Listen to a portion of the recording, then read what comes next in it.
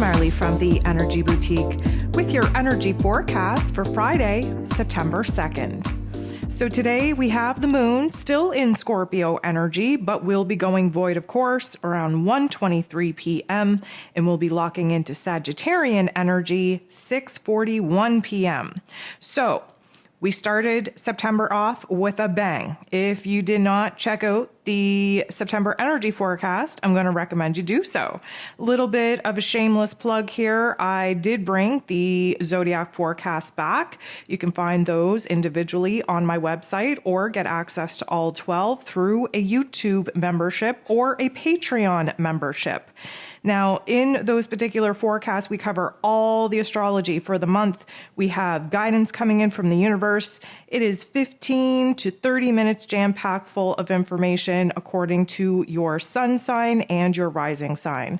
So if you're interested in navigating the month ahead, please go ahead and download your zodiac forecast. So we did have a whole lot of information, a whole lot of details, a whole lot of aha moments come at us very quickly here on the first day of September with that energy, that Jupiter energy, magnifying what it is that we needed to see.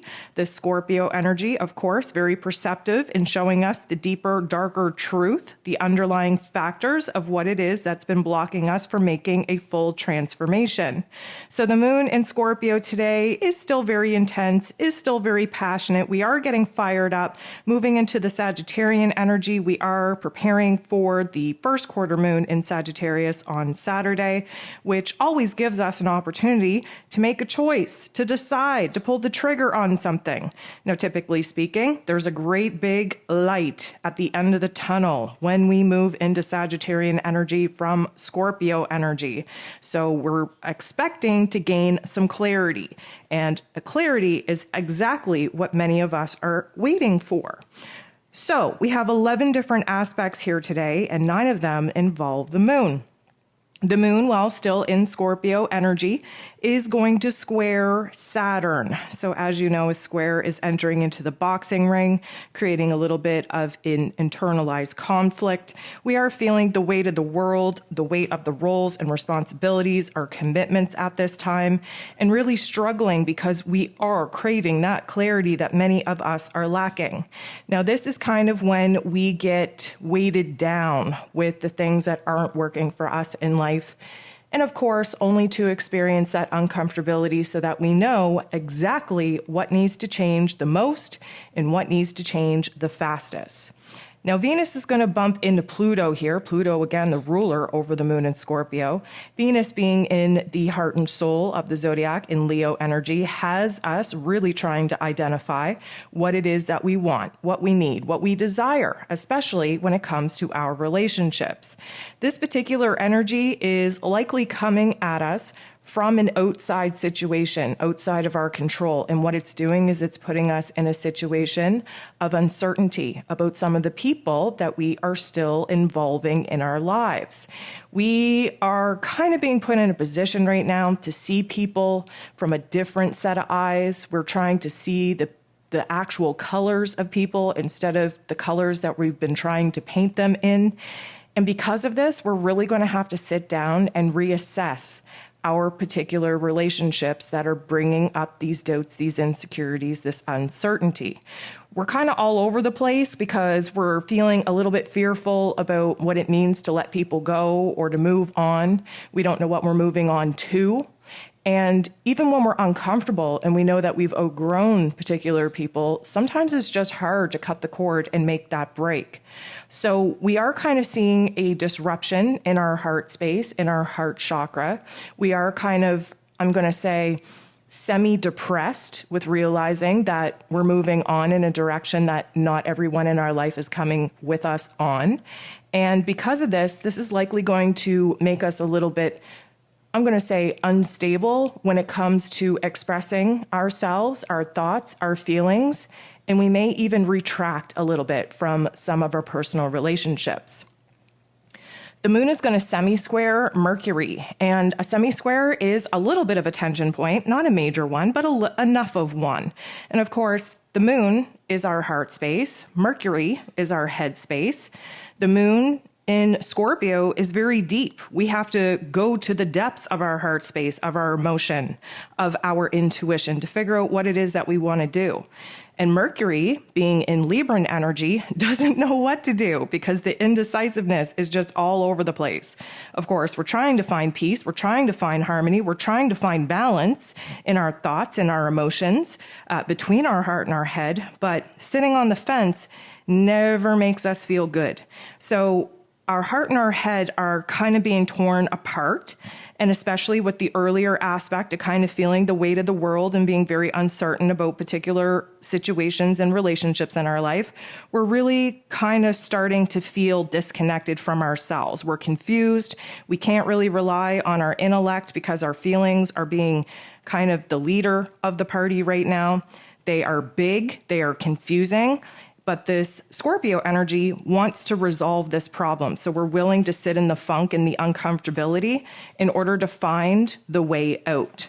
Now, the moon goes ahead and bumps into Chiron. And this is beautiful because it's a positive interaction. It suggests that we are sitting in the earlier funk, but that we're resolving some of these problems. Chiron, being the wounded healer, yes, does illuminate to us where there are wounds, where we do need to kind of heal, but also gives us the wisdom, the knowledge, the resources in order to actually heal said problems.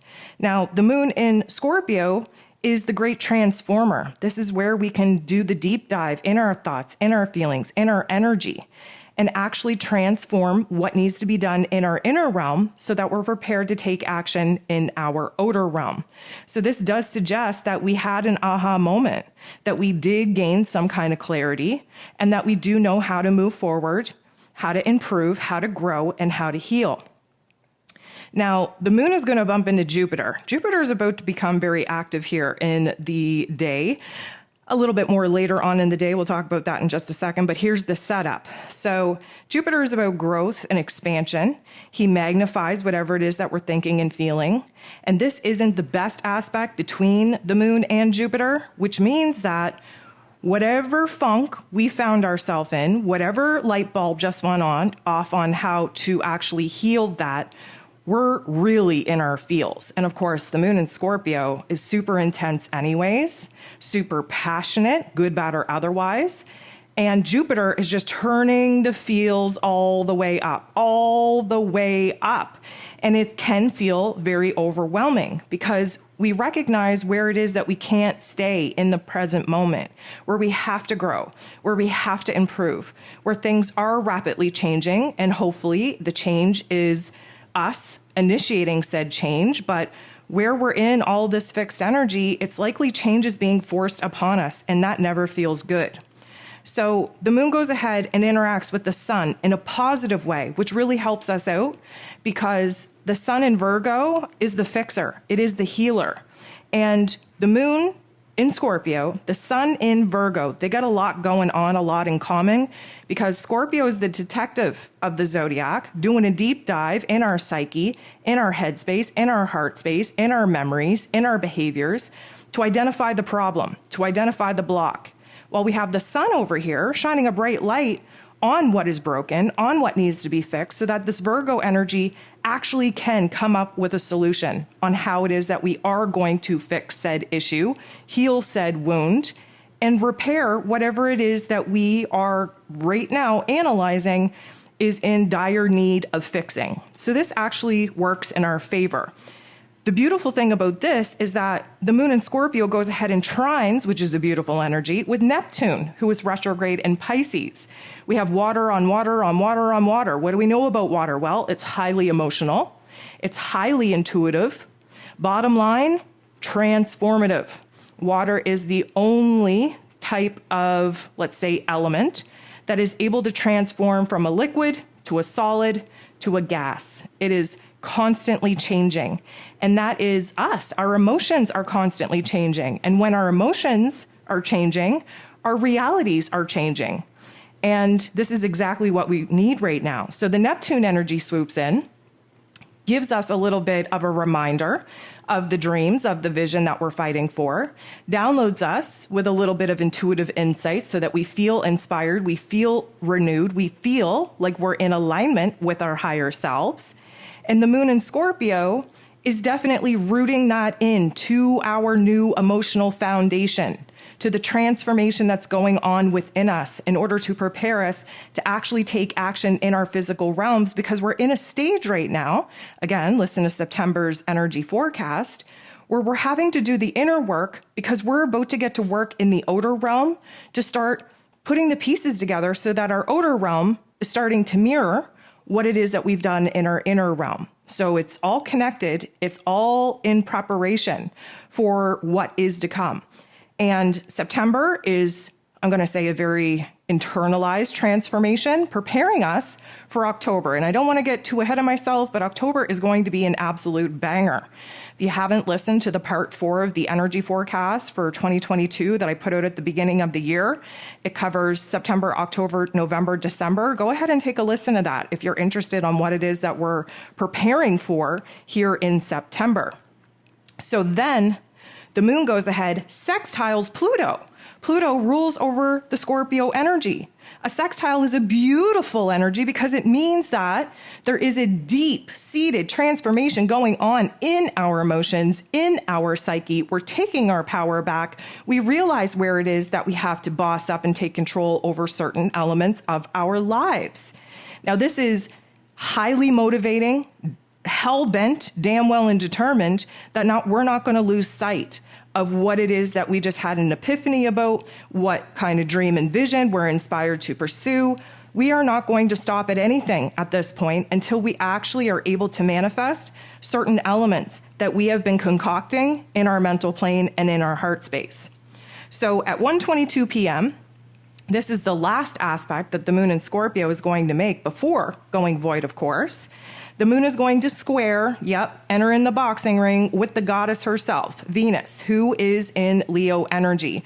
We really have to fight with the goddess energy right now because she's in Leo energy, the heart and soul of the zodiac. We're trying to get to the root of what it is that we actually desire, what it is we actually want, what it is that actually makes us happy. And the moon in Scorpio is here to unearth all of the sludge, the mask that we wear to try and numb our thoughts, our feelings, our desires.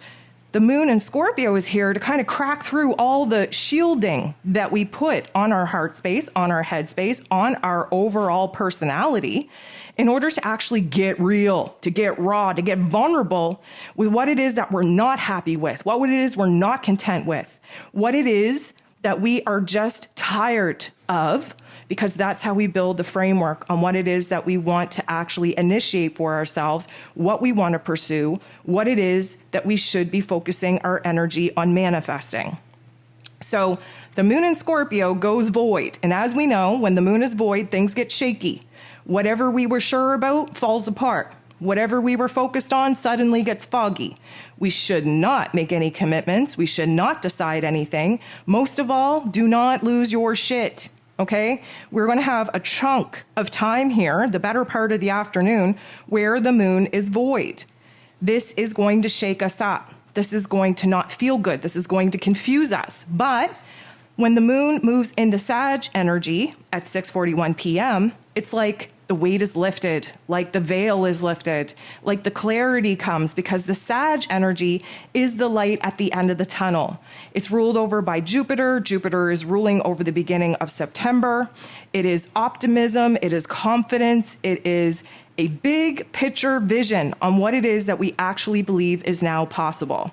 So at 7:42, we have our first moon in Sag aspect, not the nicest one, mind you, with Chiron, the wounded healer. Now, this is like we shed the weight from the Scorpio energy. We come into a positive mindset, flying high, trying to ramp up our energy and vibe in the Sag energy. And then Chiron, the wounded healer, likes to come back and remind us where it is that we're still having some problems, where there's doubts, where there's insecurities, likely refreshing our minds on what just transpired while the moon was void. Now, the last aspect that we have here today is the big one that I actually wanted to talk about. We have Mercury, ruler of the mental plane, ruler of information, communication, how it is that we express ourselves in this Libran energy, which again, isn't the strongest suit for Mercury to be in because we're questioning everything. We are very indecisive, very uncertain, constantly looking outside of ourselves for validation, for direction. And Jupiter is retrograde in Aries energy. So first of all, this energy, because there is this opposition, Aries energy sits across from Libran energy. So we already have things at its peak polarized energy. This is causing us to think big. That magnifying glass of Jupiter gets put on our mental plane. We need to think big, but we also need to pick a side, pick a choice, pick a decision, pick a path, pick a direction. This is going to trigger us in a way that will likely feel like an intense pressure building up in our crown. Again, listen to the ascension forecast for the week. Our crown has had many activations over the course of this week. This also triggers desires. Jupiter wants us to want more, and he wants us to go after whatever we have to go after in order to get the more that we want. This is going to pump us up. This is going to excite us. This could actually push us over the line of excitement and make us anxious because we're not able to do anything about it right now. We have to sit with it. We have to explore our ideas, explore our excitement. The Mercury energy in Libra needs us to plan, needs us to see both sides of the coin, debate the choices back and forth. We do need to sit down and strategize about the big dreams that we're having because, as we know, in this Aries energy, the Aries energies wants us to take action for the sake of taking action. And what we know about Aries energy is that they go balls to the walls, and then they burn themselves out and nothing ever gets done. We're not in the stage of life where we can do that right now. We have to perfect the plan. And so what we're being offered is an opportunity to sit with our thoughts, sit with our ideas, sit with our dreams, visualize the solutions, get in touch with the higher intellect, get in touch with the higher self, see what comes up for you. Now, keep in mind, Jupiter turns the volume all the way up on whatever it is that we're thinking and feeling. We could have some exaggerated thoughts, some exaggerated feelings. We could bite off more than we can chew in our little fantasy realm of imagination. We could also overestimate what it is that we would actually have to do to bring said dream and vision to life. This particular energy is going to be hard to harness because we're kind of all over the place. We're bouncing all over the place. Again, think of Libran energy, think of a fence. We're on this side of the fence, we're on that side of the fence. Now we're on the fence, looking at the two choices. And then we decide to jump down. We're on this side of the fence again. No, we're on that side of the fence again. No, we need to sit on the fence again and see both choices. So it is going to be hard to focus because there's too much going on in our mental plane at once. There's too many tabs open, too many windows open. There's sounds coming from somewheres. We don't know what to close. There's just pop-ups and pop-ups just taking over our mental plane. And because of that, we're probably not going to accomplish too much. There's this tendency where, because Jupiter magnifies everything, I kind of say, like, you know, in a car, when you see in the rearview mirror, it says like objects may appear closer than they actually are or something to that extent. This is that vibe. Jupiter has us looking so freaking far ahead into the future that we may actually forget about the details, what we have to clean up, what we have to do in the here and now. And as we've been kind of exploring, this Virgo energy, the season that we're in, needs us to focus on the details. It's great to have a great big picture, a great big dream, a great big vision, but you're never going to accomplish it unless you break it down into small, manageable pieces. We have to focus on the details. It is the smaller details that we focus on, that we allow to take place in our day-to-day life, that makes up the greater, grander whole. So regardless of what it is that you are, passionate as far as wanting to pursue and wanting to manifest for your great grand dream, it starts with what it is that you're doing in the here and now, how you're waking up, how you're speaking to yourself, the tasks and chores that you involve yourself with in the run of the day, what you're making time for, where it is that you're taking care of yourself in order to be strong and happy and healthy and whole enough to actually see the process through. Manifesting your dreams is no easy feat. It is not something that is super, super easy to do. It takes practice, and practice is what we have to be throwing ourselves into each and every single day.